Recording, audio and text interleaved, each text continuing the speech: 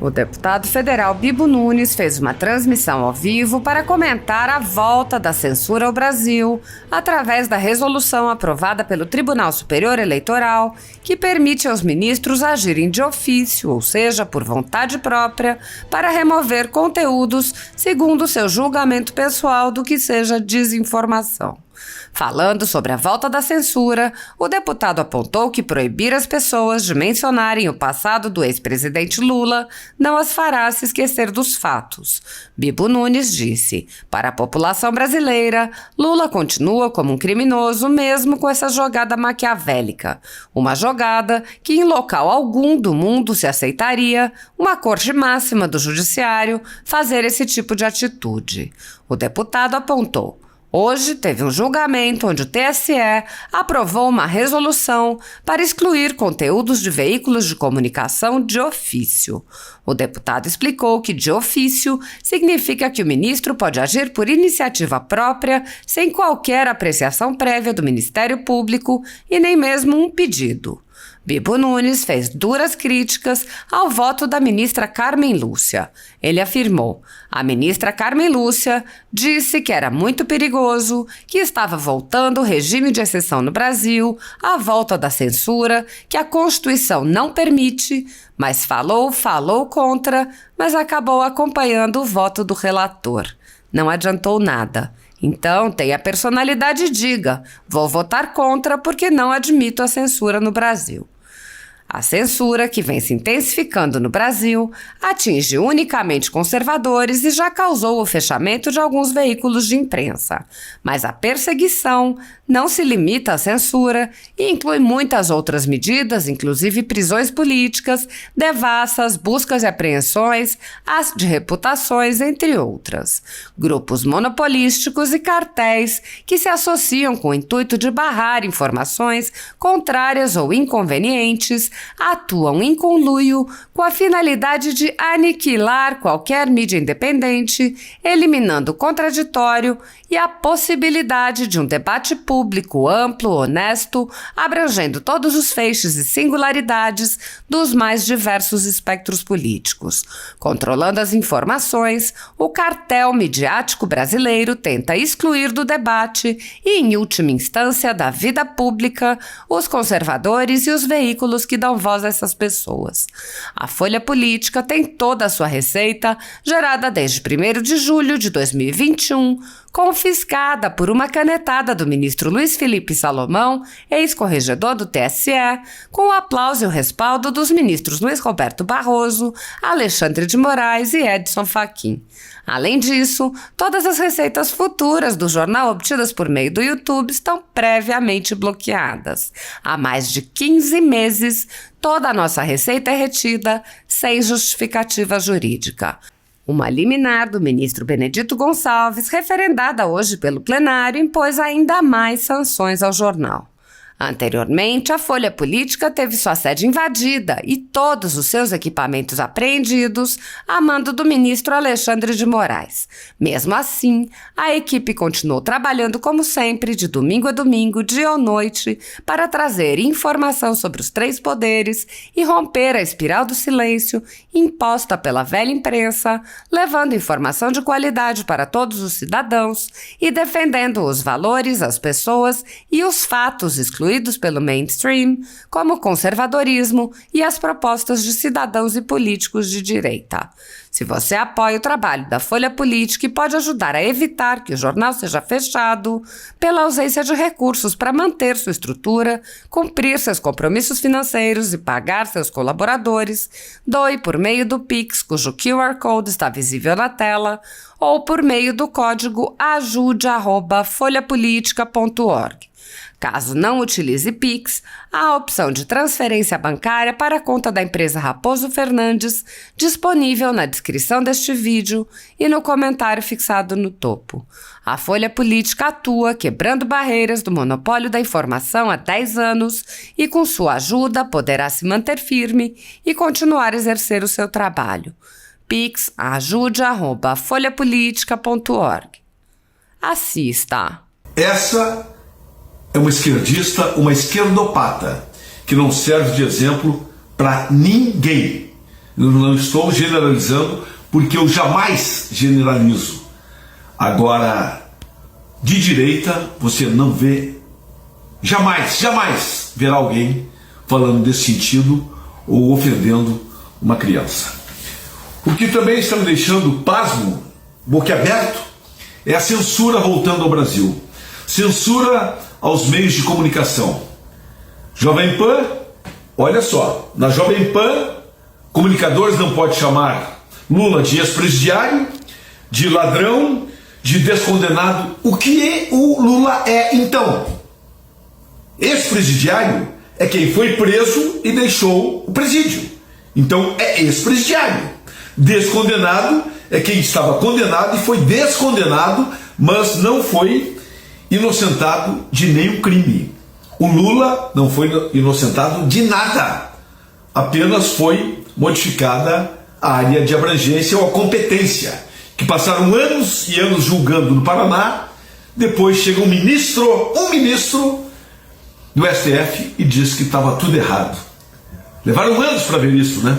Justamente quando teria que fazer uma outra competência, começar do zero e prescrevendo aí os crimes. Mas para a população brasileira, Lula continua como um criminoso, a partir mesmo com essa jogada maquiavélica, uma jogada que em local algum do mundo se aceitaria uma corte máxima do judiciário fazer esse tipo de atitude. Mas tem mais, pode compartilhar, porque o presidente do TSE, Alexandre de Moraes, que eu várias vezes disse que ele deveria se dar por impedido, porque ele é o inimigo público número 1 de Bolsonaro e dos bolsonaristas, ele não poderia comandar as eleições deste ano.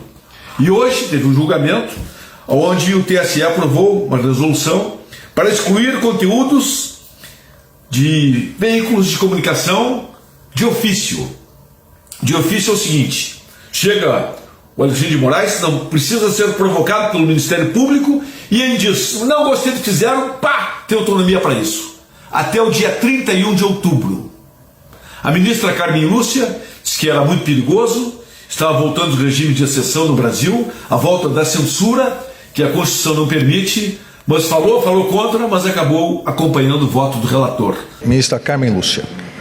Senhor presidente, senhores ministros, eminente ministro relator, Benedito Gonçalves. Presidente, este é um caso que, ainda que em sede de liminar, é um caso extremamente grave, porque, de fato, nós temos uma jurisprudência no Supremo Tribunal Federal, na esteira da Constituição, no sentido do impedimento de qualquer forma de censura. E medidas como essas, mesmo em fase de liminar, precisam de ser tomadas como se fosse algo que pode ser um veneno ou um remédio.